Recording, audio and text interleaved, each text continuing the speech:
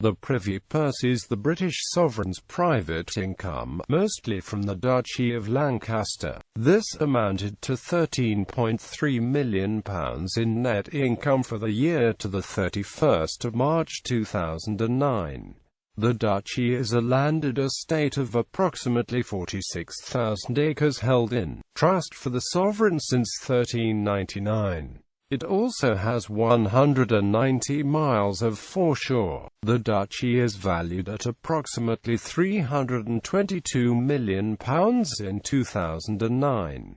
The land is organised into the Lancashire Survey, the Yorkshire Survey, a Crewe Survey, the Nedwood Estate and the South Survey. The sovereign is not entitled to the duchy's capital, but the net revenues of the duchy of the property of the sovereign in right of the Duchy of Lancaster. While the income is private, the Queen uses the larger part of it to meet official expenses incurred by other members of the British royal family. Only the Queen and the Duke of Edinburgh receive payments from Parliament that are not reimbursed by the Queen. Administrators. Chancellor of the Duchy of Lancaster. The Chancellor of the Duchy of Lancaster, who is the equivalent of the Chairman of the Trustees, has for the past several centuries always been a government minister, although this is not a requirement.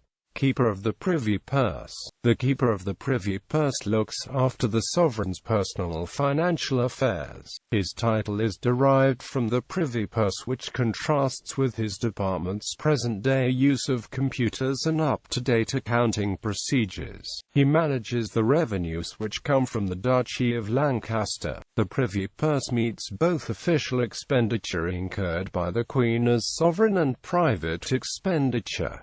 Treasurer to the Queen. In recent years the office of Keeper has been held jointly with that of Treasurer to the Queen, who is responsible for the use of the civil list, funds used to meet official expenditure relating to the Queen's duties as head of state. He also oversees the grant in aid from the royal household for the maintenance of the occupied royal palaces and for royal travel. He is also responsible for the property maintenance of the occupied royal palaces and the gardens, for the financial aspects of royal travel, for personnel matters in the royal household, for the Queen's private estates and for the commercial activities of the Royal Collection Trust. History. In the past, the UK's civil government day-to-day costs were paid for by the sovereign under normal circumstances, the monies in this public purse being raised from the income of the Crown estate lands and holdings.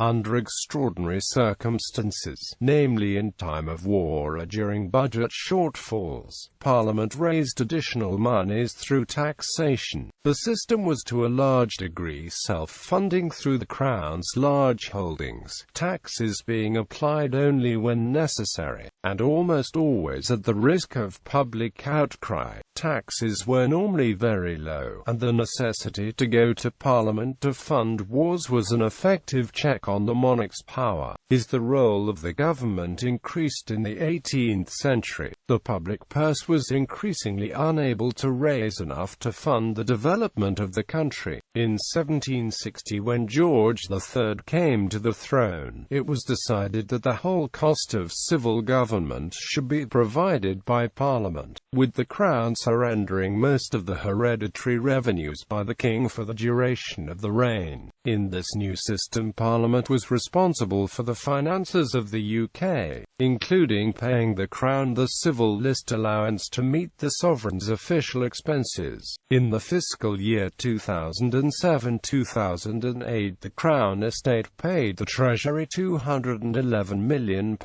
in return for £7.9 million in civil list payments to the Queen. In 2012, the civil list was replaced by the Sovereign Grant Act 2011.